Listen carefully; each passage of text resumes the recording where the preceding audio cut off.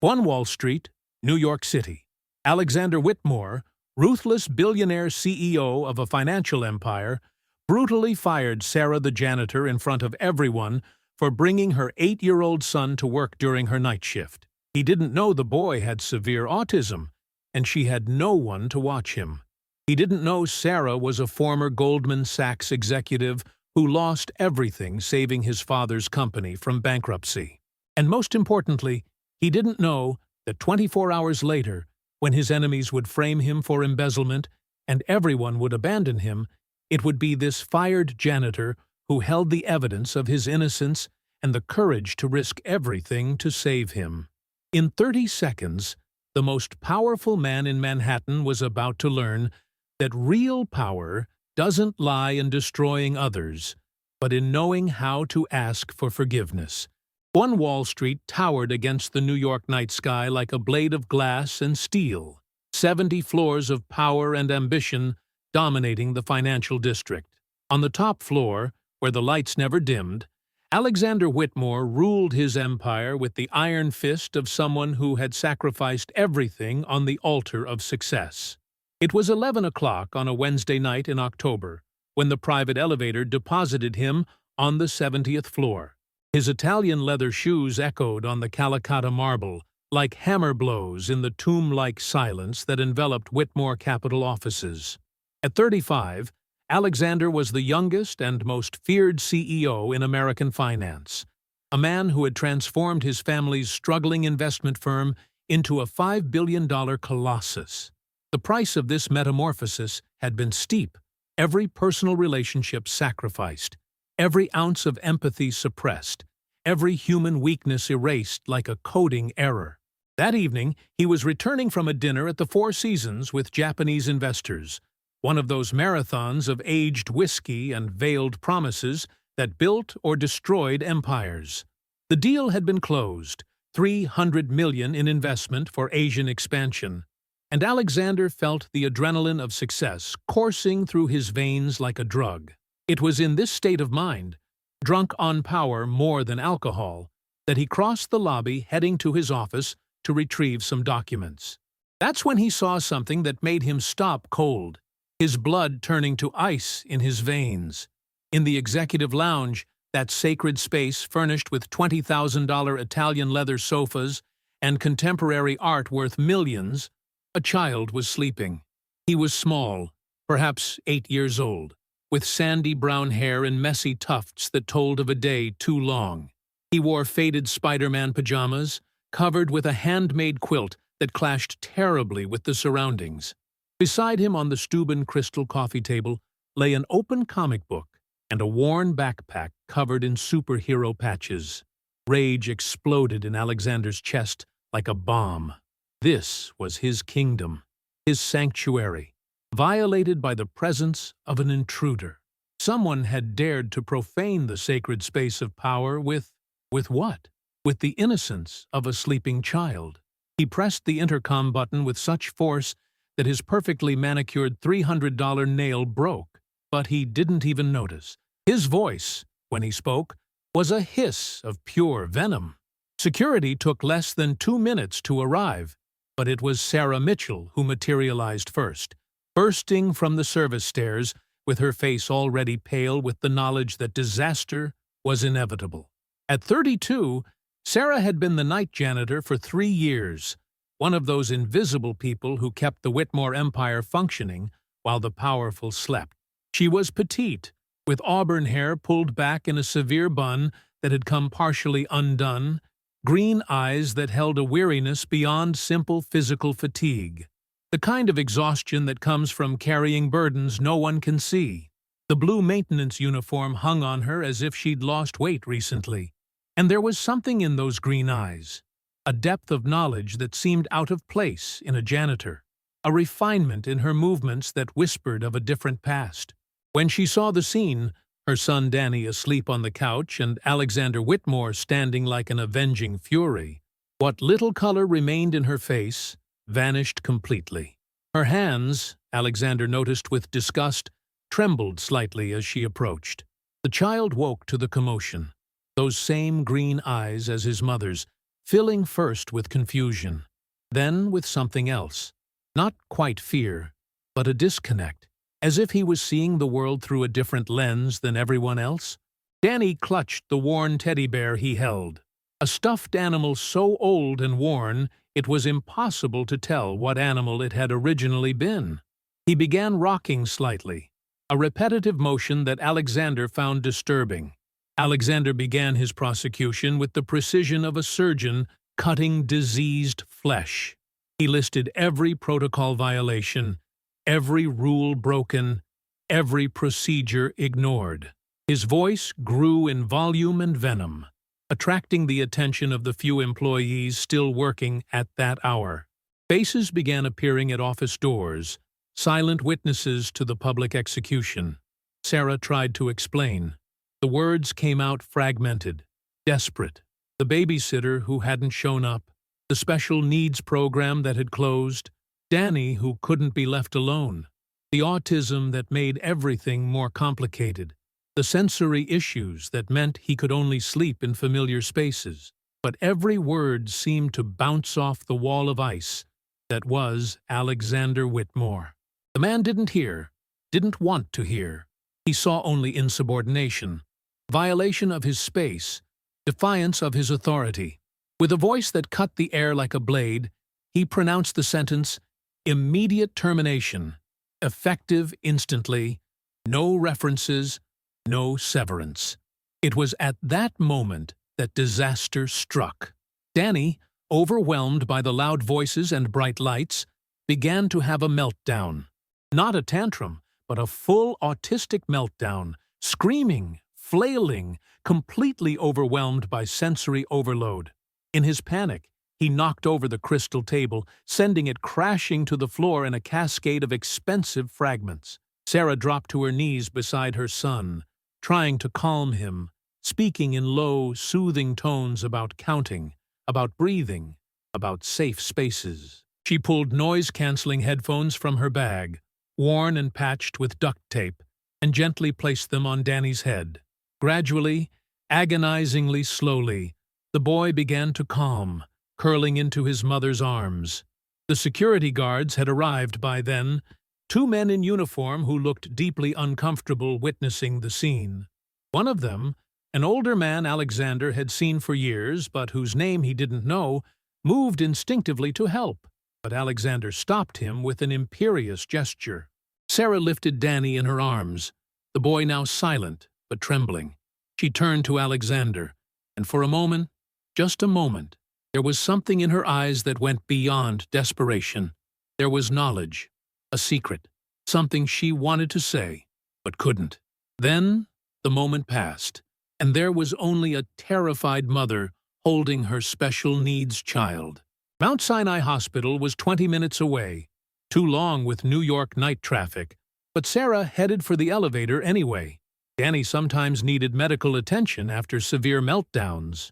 As the elevator doors closed, Alexander saw the boy's face clearly for the first time, saw the vacant look that spoke of a mind wired differently, saw Sarah's tears falling silently as she whispered reassurances her son probably couldn't process. Alexander stood in his violated lobby, surrounded by silent employees who looked at him with expressions he couldn't decipher. It wasn't fear, he was used to fear. It was something else, something he'd never seen in their eyes before. Disgust, perhaps? Or worse, pity. With a voice that had returned to glacial control, he ordered everyone back to work. The office emptied quickly, leaving him alone with the guards who awaited instructions. He ordered them to clear out Sarah's locker and ensure she never set foot in the building again. As he returned to his office, Alexander didn't see the shadow in the corner, didn't notice Richard Hayes, his vice president, holding up his phone, still recording.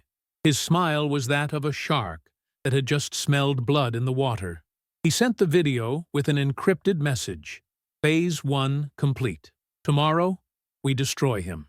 Alexander worked until 4 in the morning, losing himself in numbers and strategies to avoid thinking about the green eyes full of tears of a mother trying to comfort a child whose mind worked in ways the world didn't understand.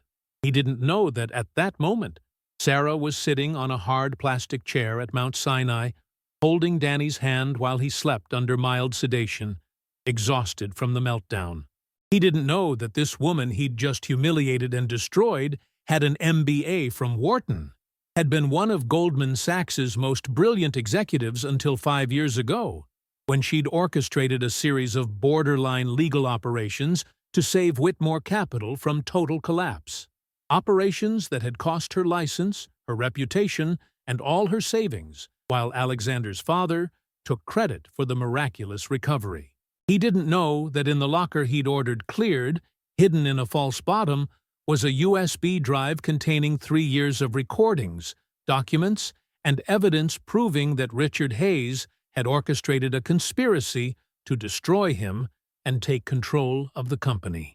Evidence she'd patiently, methodically collected, waiting for the right moment to act. And most importantly, he didn't know that fate had just intertwined their lives irreversibly. That the woman he'd just destroyed would become his only salvation. That the autistic child he'd dismissed would teach him what it really meant to be strong. The clock at 1 Wall Street continued its indifferent ticking, counting the seconds toward a future no one could predict. In less than 24 hours, Alexander Whitmore's empire would crumble, and from its ashes, something completely different would be born. Dawn broke over Manhattan with gray skies that promised rain, but it was the media storm that struck first. Alexander was rudely awakened at 6 in the morning by the insistent buzzing of his Upper East Side penthouse intercom. When he opened the door, still in his silk robe, he found 5 FBI agents in suits, their faces as impassive as masks. The arrest warrant was read in a monotone voice as handcuffs clicked onto his wrists. Insider trading, tax fraud, embezzlement, charges that fell on him like stones. As they led him out, his phone began ringing incessantly. On the television in the living room, every channel showed the same breaking news. The video of Sarah's firing playing on loop, edited to show only the worst moments. At FBI headquarters, waiting for his lawyer, Alexander began to understand the scope of the disaster.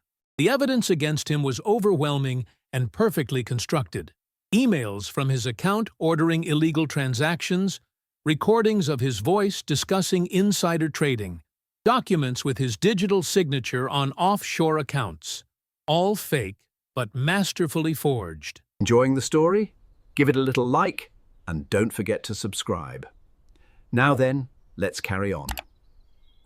James Morrison, Manhattan's most prestigious defense attorney, arrived looking like he was attending a funeral. The board members had already publicly distanced themselves. His accounts had been frozen by court order. Richard Hayes had been named interim CEO by unanimous board vote. The empire he'd built with blood and sacrifice had been conquered overnight. He was released on bail that evening, but when the car service dropped him at his penthouse, he found federal seals on the door. They'd allowed him to take 1 suitcase of clothes and nothing more. The 2-star hotel in Queens, where he was forced to stay, was light years from the luxury he was accustomed to. The owner, an elderly woman with kind eyes, recognized him but said nothing, simply handing him the key to a second-floor room. Alexander locked himself in the room, and, for the first time since his mother had died 15 years earlier, he cried. Not for the destroyed career or lost money, but for the devastating awareness of being completely, utterly alone. He'd built walls so high around himself that he was now the only prisoner of his ice castle. Around midnight, as rain beat against the window, someone knocked on the door. He expected reporters, or worse. Instead, he found Sarah Mitchell standing in the dimly lit hallway, soaked from rain, with a manila envelope clutched to her chest to protect it from the water. The silence stretched between them as Alexander processed Sarah's presence at his door. The woman he'd destroyed 24 hours ago now stood before him, dripping on the faded hotel carpet. He let her in more from shock than conscious decision. Sarah sat on the rickety chair by the window, the envelope still clutched in her hands. Alexander noticed the deep circles under her eyes. 2 days' worth of exhaustion. The janitor uniform she still wore because she probably hadn't had time to change between the hospital and here. Alexander's first question about Danny's health surprised them both. Sarah replied that the boy was stable, sleeping at her sister's apartment in Brooklyn, still recovering from the meltdown. Then, without preamble, she opened the envelope and pulled out a USB drive, placing it on the rickety table between them like placing an armed bomb. The story Sarah told in the next few minutes completely rewrote Alexander's past. The woman he'd always seen as a simple janitor was actually a fallen financial genius. 7 years earlier, she'd been Goldman Sachs' youngest female executive, courted by every major firm on the street. Then came the desperate call from Alexander's father. Whitmore Capital was about to collapse. They needed a miracle. Sarah had orchestrated that miracle, a series of financial operations so complex and borderline legal that they'd saved the company, but cost her everything. The SEC had banned her, her savings burned, paying fines, her reputation destroyed. Alexander's father had promised her a new life, a position in the company. Instead, he'd offered her a job as night janitor, take it or leave it. And Sarah had accepted, because Danny had just been diagnosed with autism and she needed the company health insurance for his therapies. But Sarah hadn't remained passive. For 3 years, she'd observed, listened, documented. She'd watched Richard Hayes weave his web, forge documents, bribe officials. The USB contained everything: recordings, emails, video evidence, enough to destroy Hayes and exonerate Alexander. When Alexander asked why she was helping him after what he'd done, Sarah looked at him with eyes that held wisdom earned through suffering. She spoke of Danny, who, despite his challenges, had asked if the angry man was really angry or just scared. She spoke of second chances, of how pain could make you blind, of how she herself had learned that revenge was a luxury a single mother with a special needs child couldn't afford. Before leaving, she left her number in the USB's README file and a warning. Much of the evidence had been obtained illegally. They needed a strategy to make it usable. The next 48 hours were a race against time. Morrison, after viewing the evidence, orchestrated a brilliant but risky strategy. They needed someone on the inside to confirm the recordings, someone Hayes wouldn't suspect. It was Alexander who proposed the boldest plan. Sarah would return to 1 Wall Street, beg for her job back, humiliate herself before Hayes, and Hayes, drunk on power, would rehire her for the sadistic pleasure of humiliating the woman Alexander had fired. The plan worked perfectly.